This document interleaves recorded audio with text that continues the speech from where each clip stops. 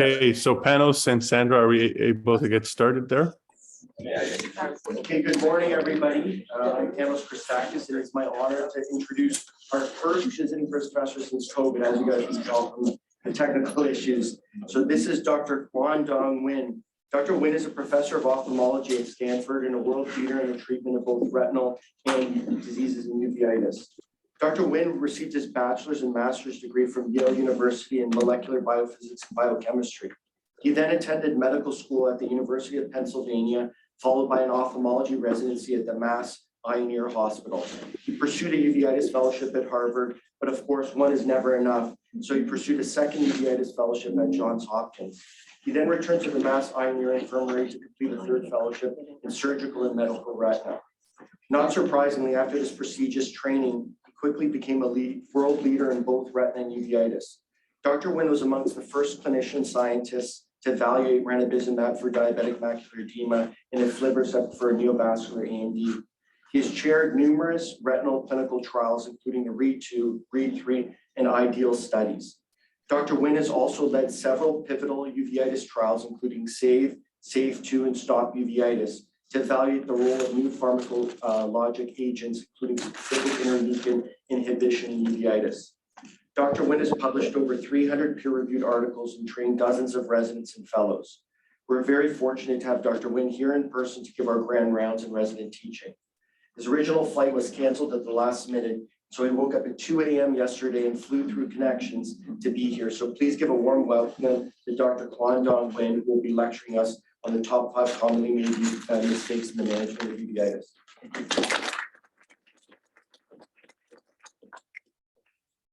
Good morning, everyone. The microphone doesn't work, so can you hear? Yes. So, yes. Great. So it's really my great pleasure to be here. It's a wonderful hospitality that you have shown so far.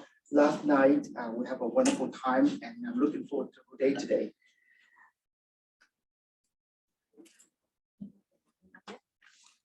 Do I have fans by everyone? So on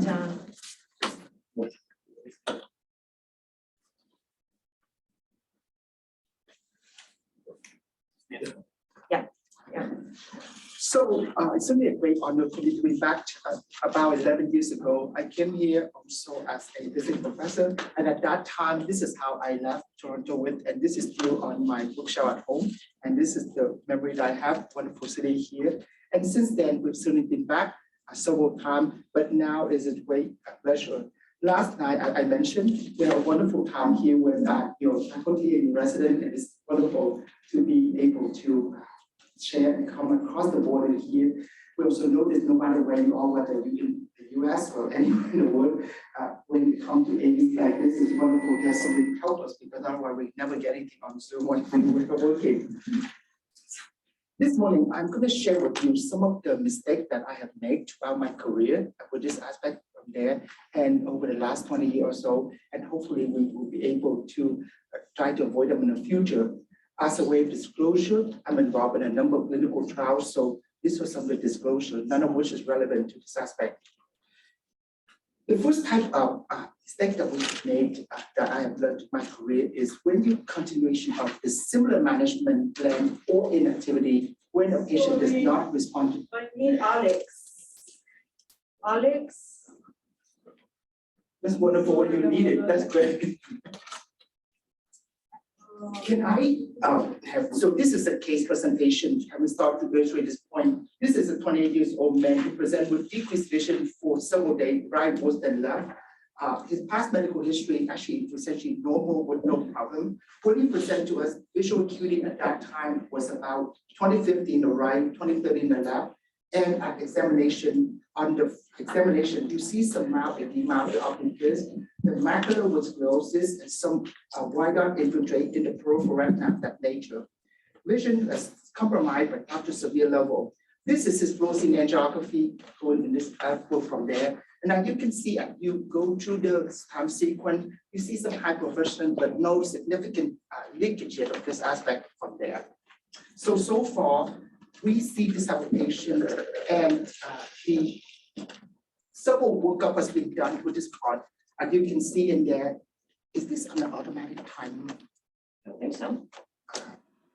Does it just move by itself? Oh. Can we stop the automatic timer? Yeah. Sure. Is this on PowerPoint? Yes, Can we just take the PowerPoint? Say it again. yeah, I open the PowerPoint. Yes.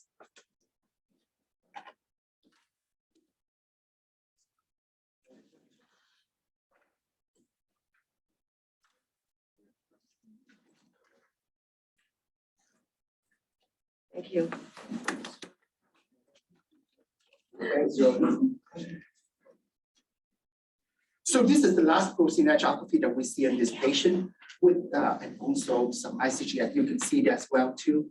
And please stop me with any point that you want to hit further. So as part of this evaluation, this process, we're certainly looking for various potential etiology that perhaps looking at both an infectious as well as a non-infectious process here. And you can see this testing come back and some of the things that have been shown to be abnormal, including the C-reactive protein, as well as the segue and ACE normal, lysine normal, the imaging that you can see there, no active disease in any process. Anytime that you see anything that should have been done differently, please yell out and we will stop with that. So any other option that you think at this moment? So a lot of time that we see in the outfield uveitis inflammatory diseases, we may not yet have a very clear etiology, but at least some this that we can rule it out whether it's infectious or non-infectious. So here so far, we don't see any aspect that would point it out to the infectious process. So the patient continued to have a fever despite being treated on antibiotics with this situation. His blood culture is remained negative for the bacteria and fungus with this aspect. 2 weeks later, the aerocyclitis improved on topical steroid. The fever also improved in this case like that. However, 3 weeks later, fever worsens and so is the residual aerocyclitis. So what's going on now? One of the things that we do and we try to manage whether it's any particular subspecialty or not is that when you have a particular condition and when you try to predict, okay, this is how the course is going to be, and it does not occur the way you want it, then at that time, one should really come back and stop and say, did we miss something? Because in this case here, you have seen some improvement. So when we see a fever level, even though blood culture was negative, we treat him broadly with antibiotics for empiric treatment. At the same time, we also control inflammation, but then it's wax and wane. When it's wax and wane like this, then we have to think of other aspects that can happen in here. So at this moment, infectious disease recommended that we change in antibiotics and continue treatment, and then repeat the blood and culture of the urine, which we do. But the question is that, does it make sense for a situation that go back and forth like this? Certainly it can, because let's say you did not treat the infection right away properly, you can get incomplete response. But certainly we have to think, have we missed something else with this presentation of this man? Usually when you have fever that's this high, and it's truly due to an infectious etiology, you also see other sign of other organ involvement and not just localized to the eye only, which is aspect from there. So that's something that also a little bit of a problem. And we say that doesn't really match from there. So even though the patient was admitted to the hospital and we have ID counsel on, we as ophthalmologists still have to really be the driver and make the decision to call. So in this particular case, we say it doesn't really make sense to us. Could we have missed something? So what else did we miss? They say, when you, in medicine, there are two conditions that can manifest in multiple different aspects of that, and then we go to that. So whether you in any type of oral exam or anything, whenever people ask, when you're in doubt, you always have to think of a condition of sarcoid. If you have sarcoid, you can put sarcoid on any of your differential diagnoses on your oral board any way you want, and no one can argue with you that it's not there because they go with that. So in this case, I thought about it and I say, okay, we typically test for ACE, we typically test for lysozyme, but when I'm really confused, let's stop and see what else I can do. So here we then go to now the advanced technology of combining of the PET CT and the CT scan. So for this case, you get a spiral CT in here. That's not long enough. In this case, you also get a PET together. And then you get a combination of them together. You fuse them, you ask them to fuse. And when you fuse in this aspect from there, then you begin to see here is the location or localization of the lymph node enlargement that's quite typical for sarcoidosis in this aspect from there. And again, this is a patient that has a negative or rather normal level of lysozyme as well as base level, and it's just X-ray did not pick it up. So would you do this at the first place? No, this is not say that any patient that walked to an ER that you order this to, because that's not really feasible and it's not really appropriate. But when you expect a certain course to happen, then you should see the outcome. If you do not see the outcome, do not continue to treat it the same way, but we have to stop and think like that. And I have to admit, if we have another case going again, I'm not sure if I will go this first either, because we treat and given all the financial expectation, everything in this era, we have to use our testing wisely and not to for the really expensive test right up front. We only proceed when we really don't have other option and we can do that. So this is a very great lesson for me in this case here.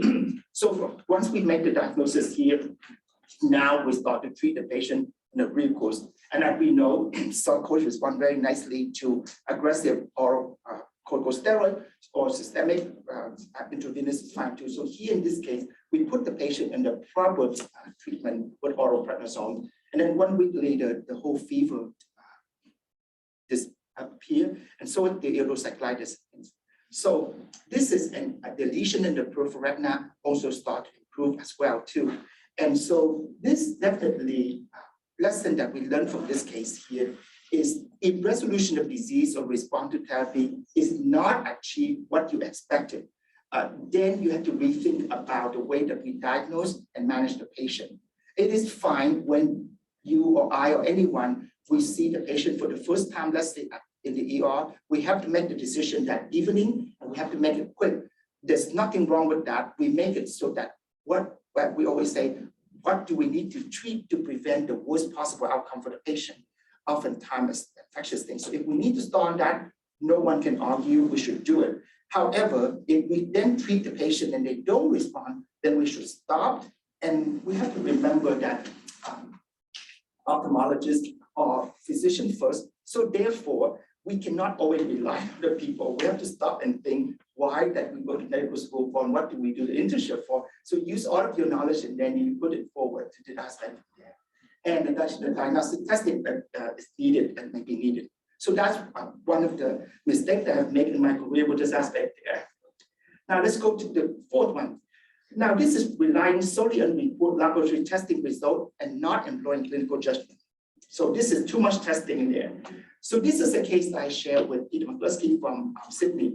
This is a 13-year-old Vietnamese Australian girl who 2 months prior to presentation developed flu-like illness that lasted 3 weeks with red left eye, and under systemic review system relatively healthy, except for the fact that she has arthralgia, a dry body in this aspect. On examination, the visual acuity at that time was 20/30 and 2100. Anterior segment showed injection, more than 5 kPs that you will see in here. And then on the posterior segment that we can see there, the optic nerve really caught our attention, right? So this is not a regular pure nerve optic nerve. This optic nerve is quite hyperemic and this aspect in there. And if one look carefully, one may see some edematous there. So 14 years old Asian American or Asian Australian girl who present now with, in a way, uveitis, both in, with more than 5 kPs of fun, as well as vitritis in this aspect from there. So she also saw the, and we have probably some first-year resident in here, PGY2. Yes? Yes. Yes. So you've seen this already in some of the patients. Dr. Christopher said that in this Toronto, there's nothing that you don't see in this city. So this aspect from here. So this is the snowball that one described in the textbook in there. And when you see snowball, you may also want to watch because the next thing you will see will be the snowbank that affects, which is what here this child too. That significant collection of lymphocytes has been in this aspect from there. So this child had both of this process presentation. So far we see what we see now, a pan-uveitis, right? So we have anterior segment involvement with KPs, with cell. We have the intimate uveitis component with the postmonitis as well, with snowball. Then we also see optic nerve involvement as well. So this is a 14 years old Vietnamese Australian girl would now present with pan-uveitis in this one aspect. So we certainly like to work up the patient, and this is what the investigation come back so far with this aspect here. The segment is just mildly elevated, so is CRP. The rest of the exam testing was shown there. They were essentially not very contributing because we have not found anything like that. So far, is it surprising? Not really. I mean, oftentimes in uveitis cases, we do a lot of lab testings to make sure we don't miss things. But a lot of the time, as you know, 60–70% of the time, we do not always get back the particular diagnosis, and that's fine as long as we're able to categorize it to make sure that it's not infectious, or then we can proceed with treatment in here. So in this case, one of the tests then eventually came back, and this is the ANA. So she was quite positive at 1 to 640, then the double-stranded DNA is negative. So why do we check ANA in some circumstances? We check it because there's certain category. Either we think that it can help to diagnose a particular systemic disease, or if in cases like chronic uveitis in a young girl, then the present or absence of ANA positivity would be of importance then, because it would then tell us the prognostic factor of the patient in that aspect. So in this case, this patient has highly positive ANA here. So at this moment, the team make the diagnosis because of her joint pain, even though it's few, but we know juvenile idiopathic arthritis associated can occur in early, and it's usually either you have palsy articular, which means it's less than 5 joints, versus polyarticular, where it's more than 5 joints. It's the former, the palsy one, that is usually more serious and more concerning. So the diagnosis of JA-associated uveitis was made. They make that diagnosis in there, and from there we say, okay, perhaps we have more joint finding later on, but the finding can be present. Posterior segment involvement, a manifestation of JA-associated uveitis. Usually not. Usually not.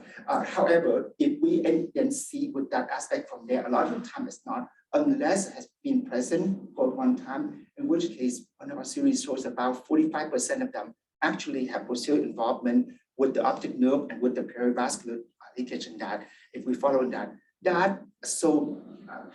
JA-associated uveitis, the second condition that we have learned also have a lot, usually presented here, is TINU. So TINU, tubular interstitial nephritis and uveitis syndrome, typically thought of it as in the past as anterior segment, but now when we look carefully at it, it's also have posterior segment manifestation as well. So in this case, the diagnosis of JA-associated was made, and they start patient on topical steroid, put the patient on prednisone, and appropriately put them right away, because JA-associated uveitis is not a thing that you can control right away with just steroids. So therefore, methotrexate was started as steroid-sparing agent. Symptoms seem very appropriate so far. Now, the aspect from there is that the anterior and posterior uveitis improved, however, they did not go away. Okay, so when you put somebody on 40 milligrams of prednisone, like this aspect, and methotrexate, things like that, if it's a case of a typical JA-associated uveitis, one should probably expect improvement, right? Because it should not just drag on like that. That's begin to show us, okay, perhaps there's something else that's going on in this patient that we may have missed. And anyone see anything flawed so far? Anyone want to do anything different? Just an AC tab, has that work? An AC tab. So an AC tab, you will be looking for.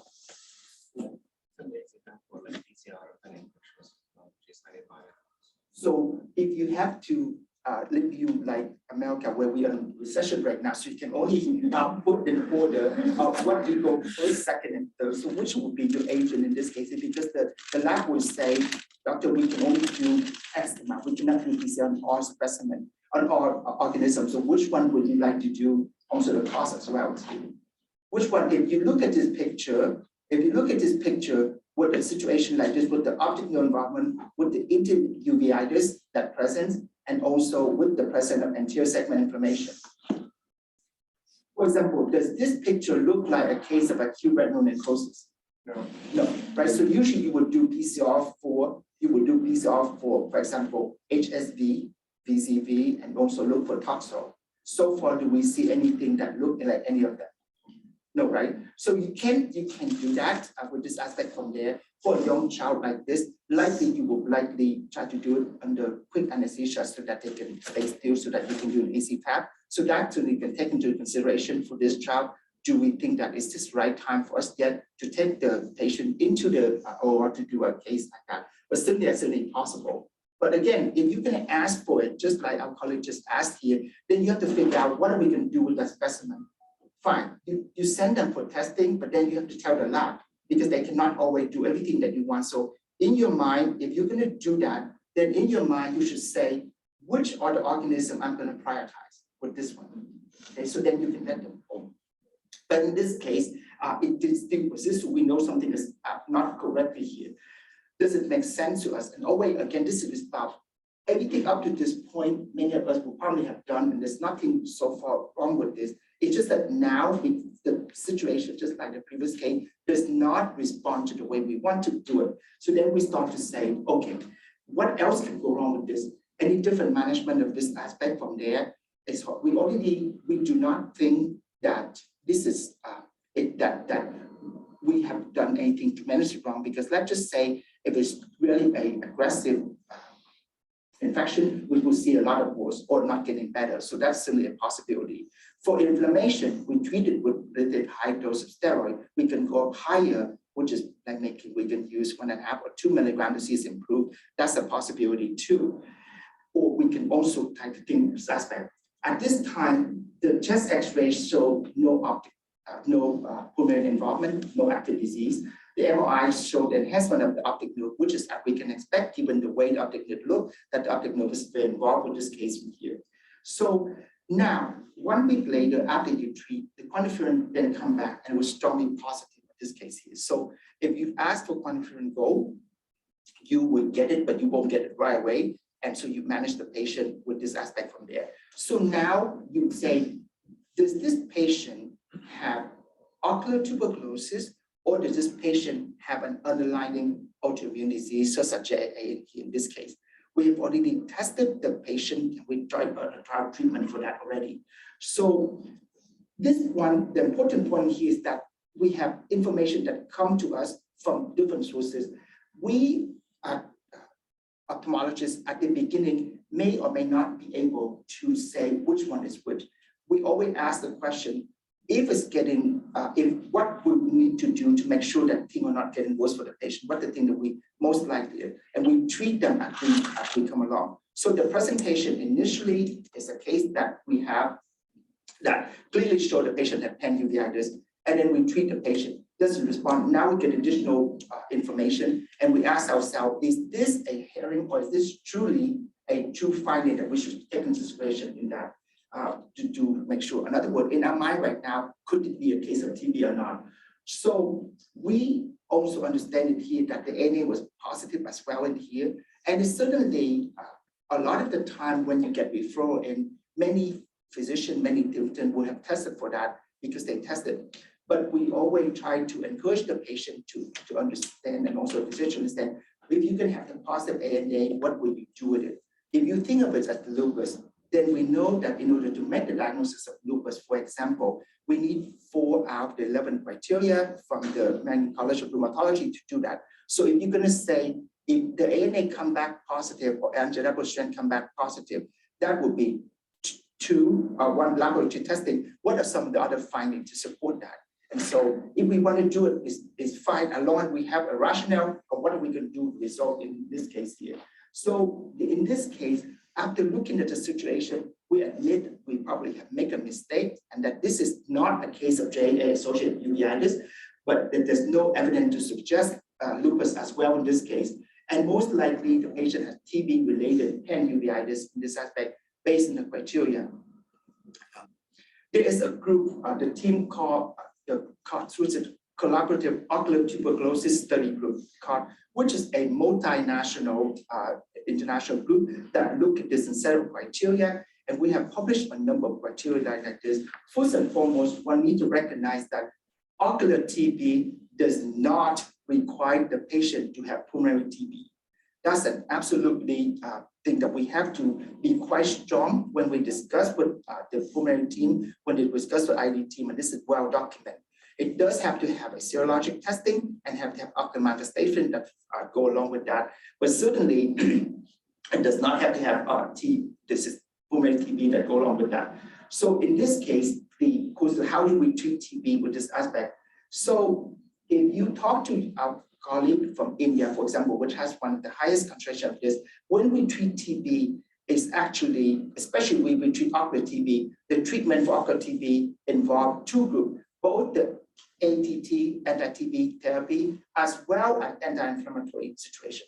So you will see some of our colleagues would start a patient on ATT, and when the inflammation is really significant, they even place a dexamethasone implant inside the eye as well, or put the patient in methotrexate with the last concept. So in this case, we have very much make a mistake because we did not get all the information right at our front. We treat the patient, but fortunately, because of this condition that is TB, and we recognize right away, we start on that. And that's still indicated that we use both anti-inflammatory and anti-infectious as well to treat this patient in there.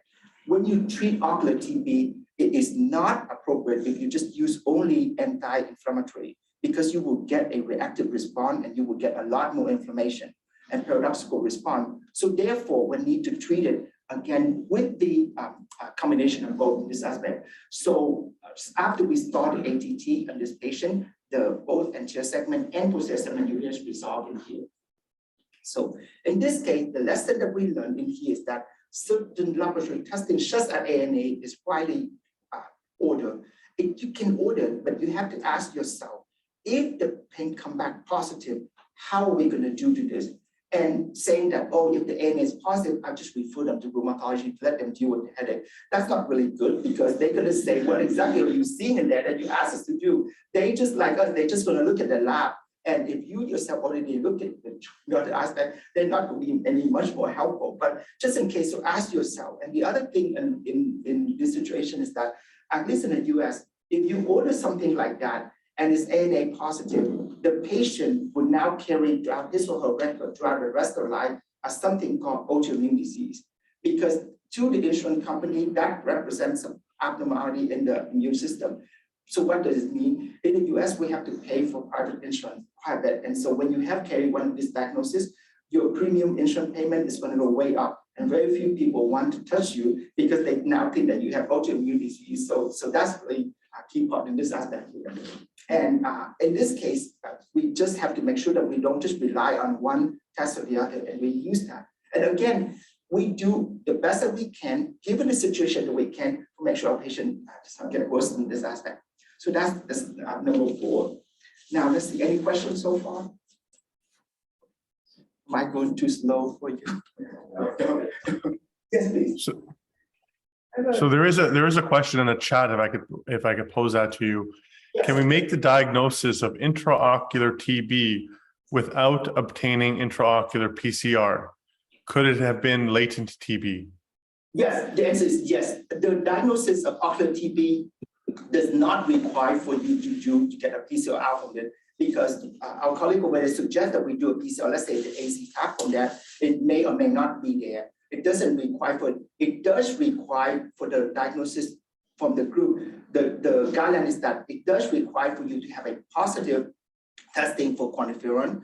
You also have to have an ocular manifestation that is consistent with tuberculosis as well. So in this case, the optic nerve involvement and the intermediate uveitis is consistent. Another very common manifestation of ocular TB would be occlusive retinal vasculitis. That's also quite common as well with that. Any other question there? So it actually goes along to the same, I think, along the same. Good morning. Oh, hi, how are you? Sorry, I couldn't make it. We often come up with these patients who don't have, pulmonary manifestations, as you said.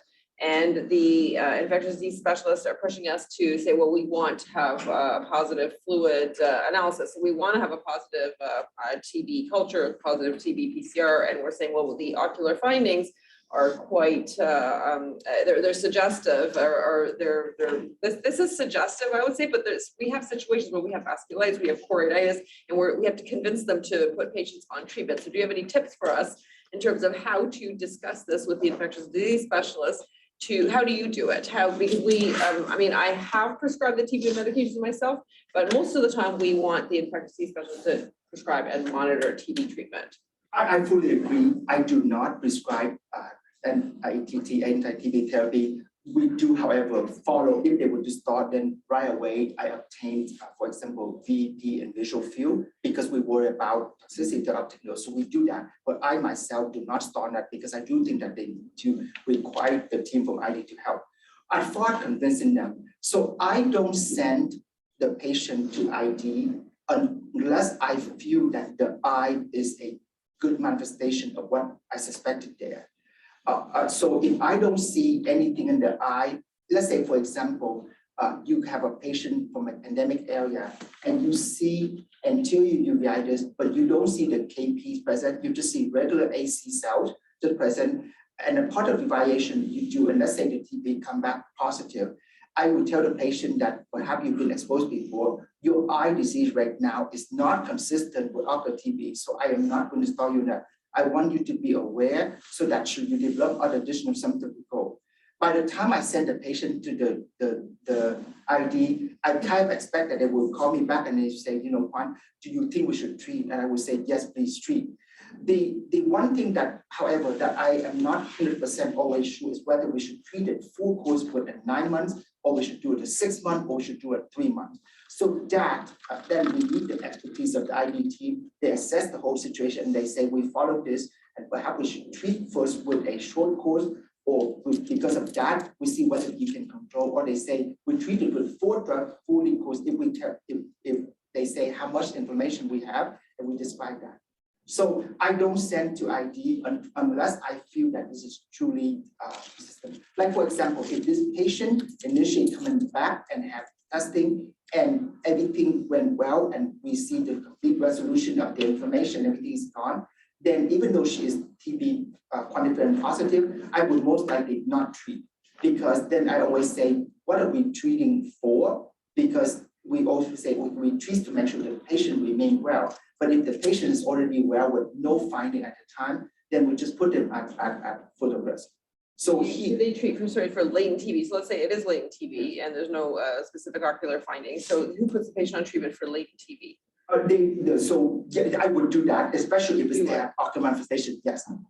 So you minimize your referral. So I guess that's the strategy. Yeah. So don't refer as often. Only refer if you really need to. That's true, because they're going to come back and ask you. For sure, if you send it to ID, they're going to call back and they're going to say, Dr. Nguyen, what do you think? Do you think we should treat? And if they don't find anything, obviously, if they find something on the exam, then sure, they will treat. But if they don't find anything, they're going to call you back and they're going to say, do you want us to treat? So you have to be strong enough, or not strong enough. You will say, yes, I would like to treat, or no, I would not want to treat. So therefore, I learned my lesson. So I only send cases where I feel that I want treatment. Because otherwise, both team will be confused. We don't know which one go to which direction. But the other message is kind of communication with the team, right? So just sending the patient, like we need to communicate. We talk about that in clinic all the time as well, how you need to communicate with the rheumatologist or communicate with the ID specialists as well. Yeah, definitely. My strategy is that it takes a little bit more time, but I usually call if they can. So the patient sit next to you. You get on your call, you talk to whoever the other team, so that both the patient and the other team hear what you say. So if the whole 3 group will listen to it together. Nowadays, I learned last night that you start to use Epic here. So Epic is very painful. I agree. I know it's not fun. But one of the things about Epic is that at least all the notes is right in there, and all the team, because we're all on the same Epic, will be able to access it. And for when you do uveitis, you will need to take the time to look back what the other servers say, because that may be relevant to you. So you quickly skim to that. This is a particularly challenging case, though, because I'd say that, you know, choroidal granuloma, serpiginous choroiditis, occlusive retinal vasculitis, those are kind of the 3 hallmark TB associated. I mean, granulomatous KPs are suspicious, but I think that's it's a challenging case because there weren't any pathognomonic findings. Correct, and so I say that's absolutely true. So let's say if initially they come back positive earlier, I still would not start ATT unit. I would still try to treat it as a response. Exactly. So the point is that it's not that we start in that way. It's because the fact that the patient does not respond well. So then you have to rethink, but fully agree with you. Even if we come back positive, as I mentioned, we don't treat with this because of the potential side effect of the ATT group. So that's big appropriate. Our ID specialist would start them on, even if you didn't think it was ocular TB, if you're going to put them on oral prednisone or positive quantiferon, it would start treatment for latent TB because of the oral prednisone. So it actually gives you a little bit of time to figure out whether there's going to be good response. Yes. But it confuses things because then when you stop the anti-TB medication, that's when you're tapering off the prednisone. Yeah. So if you have a recurrence, it becomes difficult to differentiate whether it was because you stopped the ATT or whether you stopped the oral prednisone. Yeah. So it does get confusing. But the COTS is a great set of guidelines there. We published a lot, and we just put all of them into the one issue of the ocular inflammation immunology journal here. So now we have that, and it's very clear guideline with that. And that was a consortium of not only from colleagues from India, but from multiple countries in the world as well. Okay, so let's go to any other question. Let's go to number 3. So here, this is a situation where we're considering and managing a non-uveitic entity as a uveitic entity. What do I mean by that? A lot of times, uveitis is a referral service. So Dr. XYZ from outside, from anywhere, will refer and say, Dr. Christakis, please manage this patient have active uveitis or posterior uveitis. So our team usually start with medical student, resident fellow. They say, okay, the referral is going for uveitis. Let's all focus on uveitis and see if we can, because they obviously get referred for uveitis. So we just have to make sure that that is already the case. This is a situation of a 46-year-old man who presented with complaint of decreased vision since in May of 2014. The blurring was insidious in onset and progressive, also complained of photopsia. So this is his finding, visual acuity of 22/100, both eye, 5 non-keratosis KP that present in this aspect there. This is his fundus. So there's no vitritis, the view is pretty clear. In the posterior segment, we have bilateral serous retinal detachment in there. So we can see the blue, and you can you see the serous detachment? Yeah. So we're good in this aspect from there. And then when we, that's showing that. And so when we look at OCT, we see serous retinal detachment with subretinal deposit that we see in this aspect from there. And this is the left eye. It's much similar finding up here. Now, this is the fluorescein angiography of this aspect from there. And we see the fluoresceins look like fully, but not significantly of that. And this was the other eye as well. So when we come in and the diagnosis up on referral is that this patient has Harada. Why Harada? Because of the serous retinal detachment, which is totally fair on the oral board. That is on a different diagnosis. The examiner may say, why not VKH? Well, VKH requires the whole spectrum of the things there. Here you only have the ocular manifestation of it. So this is a case of Harada. So the patient was started on prednisone for a high dose, 60 milligrams for 2 weeks with no improvement, much of improvement at all. So what are some of the hallmarks of Harada or VKH in that? If you figure that the patient have VKH, which is a syndrome, and we don't know the specific diagnosis, but we know that one of the hallmarks of it is that it responds very nicely to prednisone. Some people may argue that this is not enough prednisone. So last night, I discussed a case where we start with even higher dose of prednisone, which is fine as well. But let's just say even with that high dose of prednisone, you don't see improvement, then you need to stop and figure out does this make sense or not? Because if it's not responding to this, it's very atypical for the course. Yes, anything is possible. It could be a case report that you find out and think, but in general, you ask yourself whether or not, if it's not responding, what else can you do with this part? So we have to figure out, and this is not much improvement.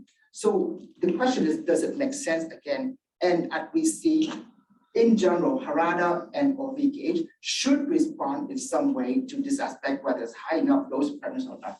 So we have to figure out this is something else different. So we now stop and we assess this patient again, right? We really carefully look at the note here. So this patient was diagnosed as stage 2A of metastatic melanoma. So where am I heading?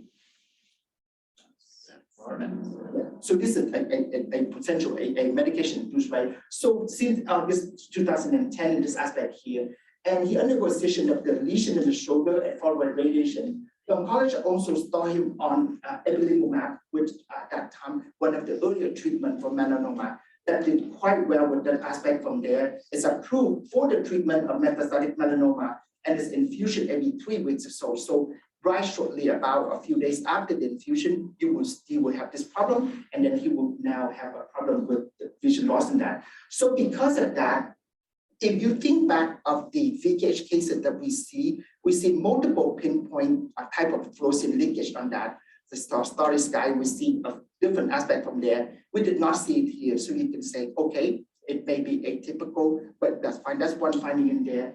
But more importantly enough, the response that we did not see well from this aspect, then this makes us rethink again, perhaps this is not related to VKH, but rather to a current effect in this aspect here. So for that situation, the oncologist decided to hold the 4th and final dose. So this was a very difficult discussion of that because this drug or this type of treatment really work and can work quite well with that aspect and it can save life. Obviously, the patient have vision loss, and we definitely don't want that to happen either. So it's a much discussion between how and when we can stop or can we hold or not. So in this case, Larissa mentioned, we definitely do not want to make this decision alone because it's not fair for the patient and for everything. So you need everybody involvement and you communicate really well this aspect here. And so they did to before you decide that aspect. So oral steroid obviously was discontinued because it's no longer important in this case here. And after that, and you hold off stop the steroid, and then you also go ahead and stop the infusion, and you can see the patient show improvement greatly in this aspect from here on its own after that aspect. And so we published this case at one of the first cases that showed that this is a potential drug effects with this one in there. But the lesson that we learned from this case is that we have to have critical assessment here. The patient referred in for a uveitis condition rather than this situation. And yes, we take the referral note, but we always have to say it is true because you always have to say if it's really a case of that, then the patient probably did not need to refer in because the physician will probably treated of that. When it doesn't respond well, then you figure out what else has gone wrong in there. So that is a case in which case it's not really a uveitic case, but it's a potential side effect from other that led us to have this potential concern here. Okay, so let's go with the number 2 here. This is another case that I learned a long time ago. This is a lecture attention to detail and presentation. So this is a young woman. I remember she was quite sick. Cambodian African American woman who present with periorbital swelling, pain with eye movement, and decrease in vision in the right eye. Past medical history, she has an ear infection. She also had a very active social history with multiple sexual partner, and she already had a 4-month-old child at the time of her presentation to this, and this is important. So on presentation, she already febrile with 102.4, blood pressure on the lower side, no head stiffness of that aspect. She was a little bit oriented with this, and this is a finding. So she had a periorbital edema and erythema finding of that nature, and the lesion on the right eyelid and the cheek, and as we see from there. So far, did anyone not think of this as an infectious case?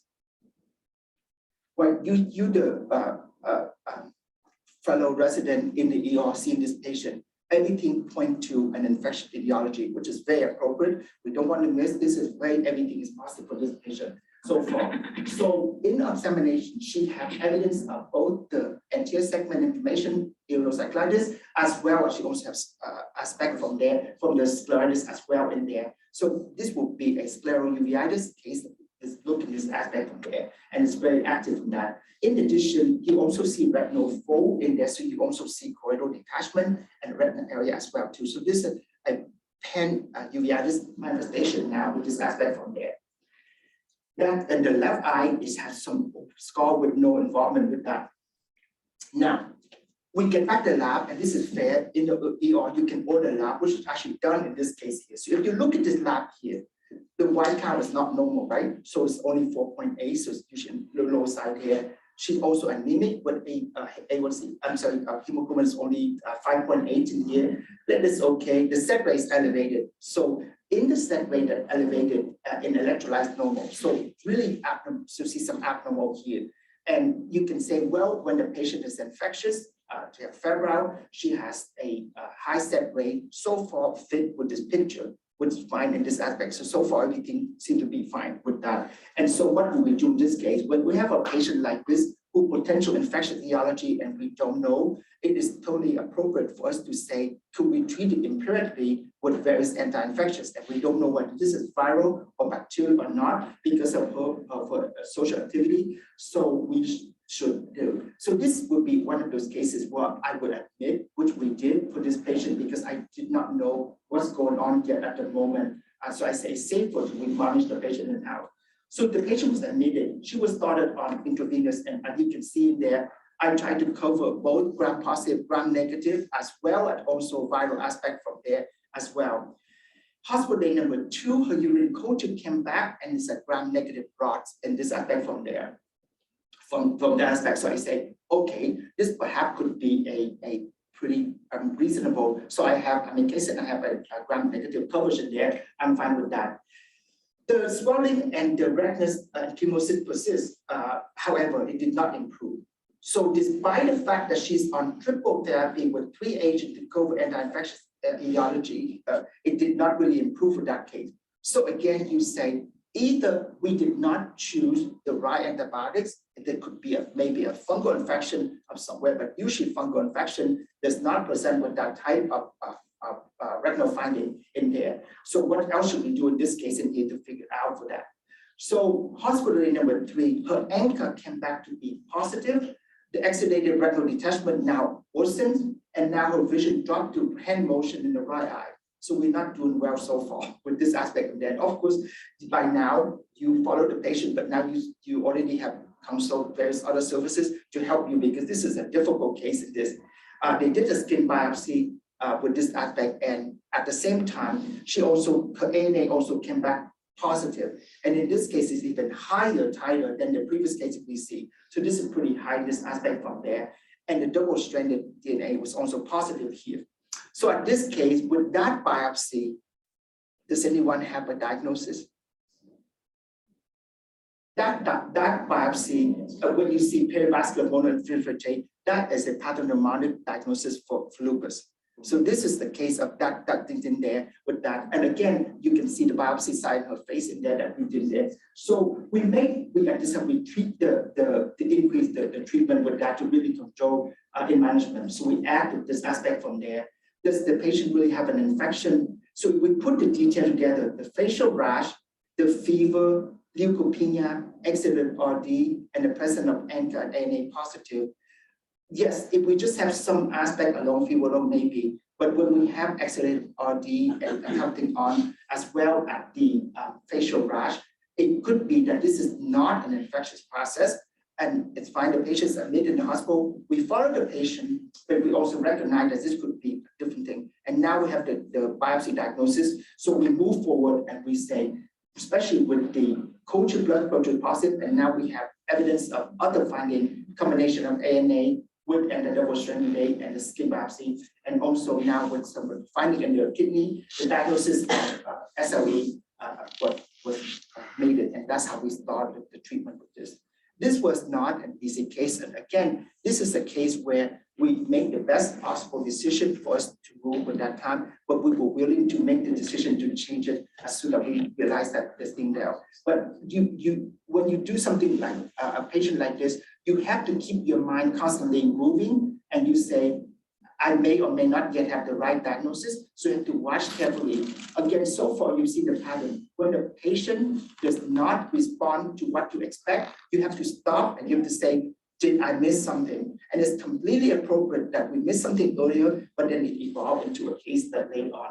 So here the detail counts in here, whether it's infectious or non-infectious etiology, the signs should improve with proper treatment for that. And otherwise, we need to stop and review all the data set that we have from there. This aspect. So the final point that I have learned is, so I told Hannes and Alex and the team last night that when I did my first fellowship, a lot of patients were referred to Boston at that time to manage, and they always tell us that when we go there, they say that I'm prepared to be poisoned, because we know that when we refer patients to Boston, usually the treatment is very aggressive because we employ a lot of therapy to do that. And the concept has always been that this may be quite toxic. It may lead to a lot of problem to the patient. So here, I thought that the best thing that I have learned over the last 2 decades is that the misconception about the safety of immunomodulating therapy for non-infectious uveitis.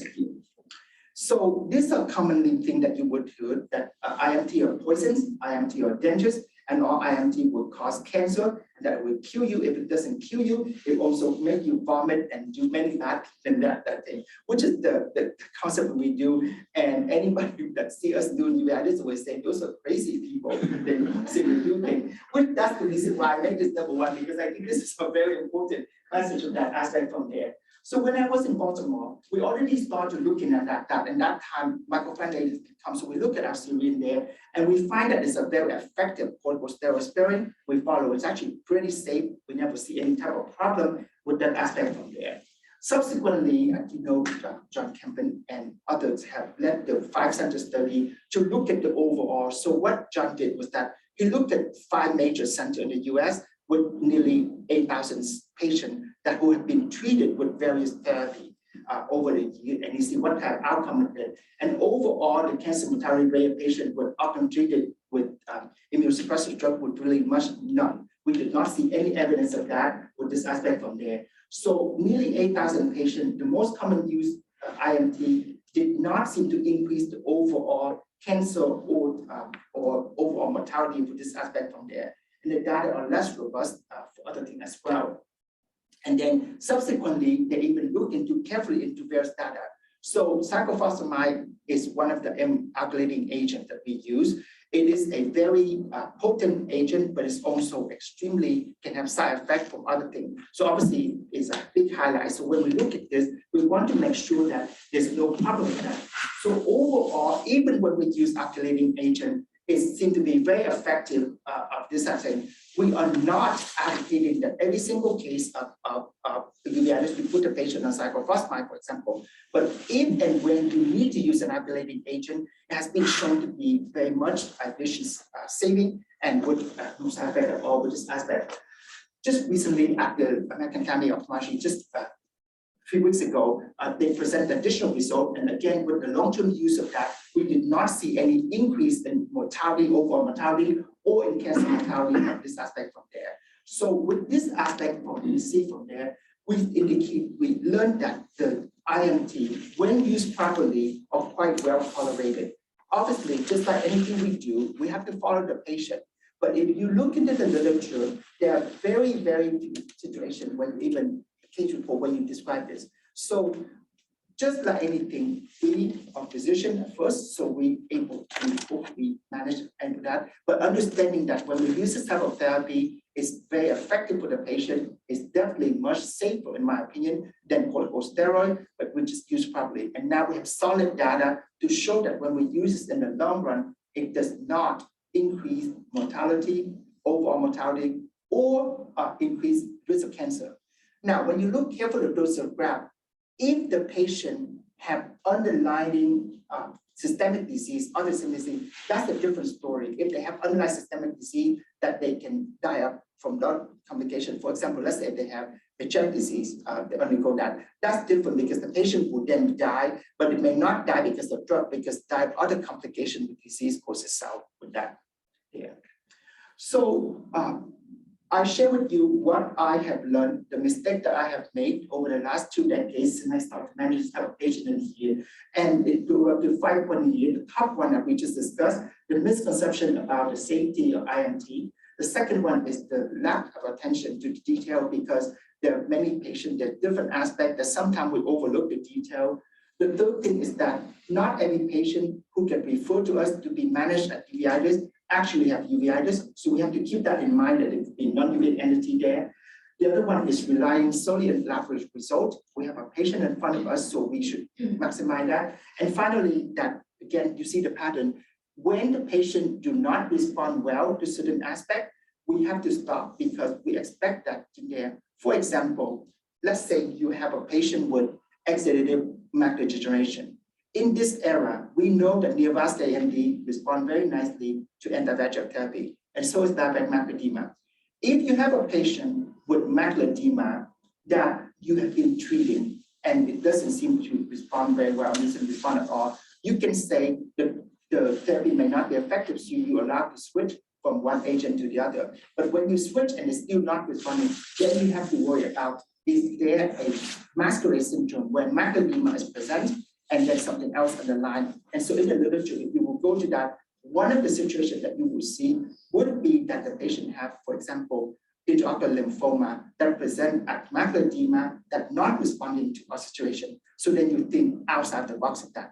And I think that in the field of inflammation and uveitis, this is one of the things that we constantly challenge it with everyday aspect, and certainly it's not always easy. And I certainly have made many mistakes in my career already. And so this is some of the things that I share with you. And thank you again for the attention and for the wonderful hospitality.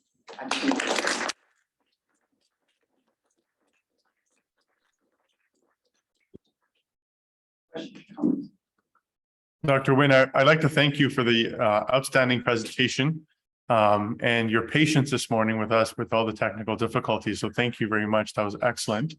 And I will hand it over to Dr. Christakis as well. Okay, so if we have any questions, either questions in the chat or questions from the audience, that would be a good time to ask. Anything you would have done differently at this wonderful, by the way, I'm quite impressed last night. I know the University of Toronto has been very well known throughout the world for this, but last night, listen to see my other thing here, you go around the world and you say that you finish your residency here with almost 1,000 cases of cataract, and when you on call, over your 4 or 5 years here, you do nearly 100 pneumatic PEXI. That's impressive report, and you see all sorts of infections with Dr. Rizal and here. So it's a very impressive environment. So certainly you are quite privileged and quite fortunate to be in this wonderful setting here. Yes, it's wonderful. So we definitely need to migrate to the north to learn more from Canada here. So one comment I was going to make is I think that this amazing talk, really clinically relevant, and I feel like I've already made a lot of those mistakes myself. But I think that taking a step back and looking at cases when there's new information provided helps you. Like that initial case where the lady came in and she had, the scleritis, the lesions around, and she was treated with antivirals. Initially, I mean, certainly a viral etiology could cause, papulas around the eyes, scleritis, and associated exudative detachment. So it's very reasonable to do it. Oftentimes what happens is you start to get new information and then you say to yourself, well, why did I do that initial thing? Really you have to remember that this is all happening in real time. You're getting new information. You have to take a step back and pull out a piece of paper and, have infectious on one side, inflammatory on the other side, and go down the list, because it's easy to kind of go down a track, right? It's like a cognitive thing. You get something in your mind, you want to stay down it. But all those cases show that, when things were responding, you took a step back, you looked at it from a different perspective. And that's another reason why getting opinions from colleagues, because they're now entering at a different stage, so they don't have the bias of the initial presentation. So I think these are very good points, and thank you for making it such a long way to give it to us. You always ask what the worst thing that can happen to the patient so that you won't make mistakes. So commonly in this era when we use a lot of intravitreal injection, right? So last time we discussed those use. So one of the colleague inject today, and then tomorrow or the next day, the patient come in with eye pain. You look in front of the eye, you see cell, okay? And you decide, okay, should I treat it as an infectious, should I not infectious?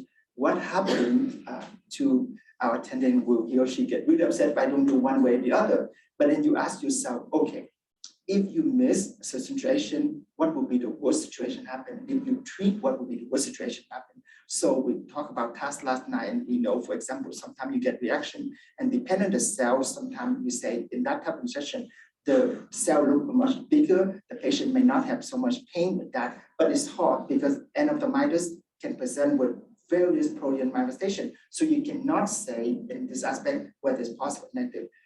Clearly, on an oral board exam, when they present like that, you always say, we have to make sure that we treat the patient first and foremost first. So if in doubt, we certainly would consider an intravitreal injection, because that would be the one, if we miss that within 24 hours, then the retina will be gone. On the other hand, if we turn out to be a inflammatory, which can be some cases like this, then we definitely would not have made too much of a harm to the patient aspect from there. Yes, So make one more comment. So the other scenario that I've seen a couple of times in my career is base shuts. And often patients are admitted because they have multiple systemic symptoms and they're admitted to internal medicine floors.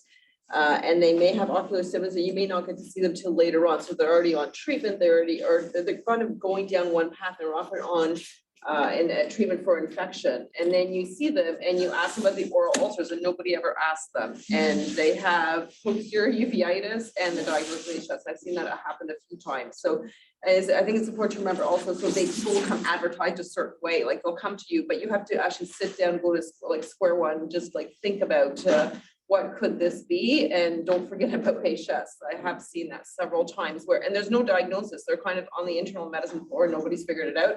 They come to the eye clinic and you can actually make a diagnosis that'll change that patient's life. Definitely, I think that's absolutely true in there. And I think rethinking, both you and Pennis have mentioned, we get a patient coming in, but the problem is they get referred to us. So we thought that that's the case, but Larissa just mentioned, you really need to stop and say whether that really is what is right in the paper or not. Because oftentimes, like I say, if it's really that diagnosis, the patient will probably have responded before they come to you already. So if you don't, then you have to rethink it again for that. Yes, please. Thanks for a great presentation, Alex. So with respect to your ipilimumab case, in your experience, when you're dealing with intraocular inflammation that's secondary to like checkpoint inhibitors, does it typically follow a similar pattern of what you've seen, or it can present in any way? So exudative, you mean internal clinical manifestation? Yeah. Yeah, so exudative RD is quite well known to be for the check inhibitor in there, and they do this. So it's very common of that. Sometimes they have some inflammation, but usually they don't have much in terms of cells, for example, that we see. But a lot of hypotheses have been proposed to figure what happened to the checkpoint inhibitor, to the RPE, what does it do to the RPE that lead to this RD in this aspect. And now that situation is quite well known in there that we see, and not just only that, we see it from other therapy treatment as well that can cause a problem of that nature. And the inflammation can also start out to be pretty small. So I mean, in the field retina, we see that what happened with some of the anti-VEGF agent, and we discussed last time, so brolucizumab is another story that you hear about this. And unfortunately, I myself experienced some already with that in this aspect, whereby after you inject brolucizumab, the patient come back maybe a week later, 2 weeks later, with just a small amount of cell in there. You see some visual cell, vision start to get hazy. But the mistake sometimes in the back have been made is that at that moment, people just did not think carefully about that. They thought this is an anterior uveitis, so just treat with topical, which is a mistake in that case, because now we have learned, because with that situation, then right away, fluorescein angiography should be done so that you begin to see some occlusive retinitis. And the best way to do at that time would be to treat very aggressively. So we have had put in a dexamethasone implant in the eye, or we admitted for anti-IV. But again, just a few cells. So unfortunately, that had happened, and you saw the outcome of even the Hawk and Harrier after they present with excellent data, but efficacy, we see a significant problem. So that should put a dam on that. But it starts with just a small amount of inflammation. I told colleague, I say, and initially when I start doing uveitis, people make fun and say, why are you doing this? This is so headache and then you should move to other thing. That's much more fun, refractive surgery or do real retina thing. But nowadays, I tell them with the most recent result for the treatment of geographic atrophy that show the common vision, I say, see, it turned around. Now everything will fall into inflammation. So I think all of you should go back to a uveitis. Be better off and thing up. And so, yeah. I mean, in that case where the skin lesions and it turned out to be lupus related vascularity presentation, it didn't come into my mind with that amount of 3+ cells like pan-uveitis with significant anterior uveitis, vasculitis as, because I always put it in the differential posterior uveitis, more retinal vasculitis. How common do you see anterior uveitis in those cases? So vasculitic related. The most common ocular manifestation of lupus is actually keratoconjunctival sicca, so dry eye. That is the most common manifestation of lupus. So we obviously did not see that in this case, and maybe she has already had that, but she didn't really pay attention much to it, and by the time it gets worse. So the other thing that I didn't have time to show is that one of the things that came out from her is that she has significant proteinuria as well from this situation. So when we look at our CVD, we find out that choroidal detachment and retinal involvement occurred in about 6%. So not about 6% of the time we make the diagnosis of lupus based on the finding of ocular manifestation of choroidal manifestation and retinal manifestation in a patient with no history of lupus. So that's about that much amount in there. And certainly when you have a dry eye alone, lupus may or may not come right away because we see that so common. But when you see something like this, which is rarer, there we go. And like I say, this is not the case that necessarily, even if it presented again, yes, I have seen this, so I may think in mind, but in that situation, given that manifestation in that patient with that social history, I still would cover it first with anti-infectious because I would figure that is the one that's going to make the patient succumb or not, is if the infection go worse. So I don't think that we necessarily would change. We would probably expect and move along and push for the results sooner we see things like that nature. All right, great. Thank you so much. We're going to take a little bit of a break so everyone can have something to eat, and then we'll resume with some teaching. But thank you again for an amazing program. All right, thank you again, everybody. Enjoy your weekend. Thank you, Dr. Collins, for joining us this morning. I know this is the first live event after hiatus, so very honored to be here. Thank you. Thank you.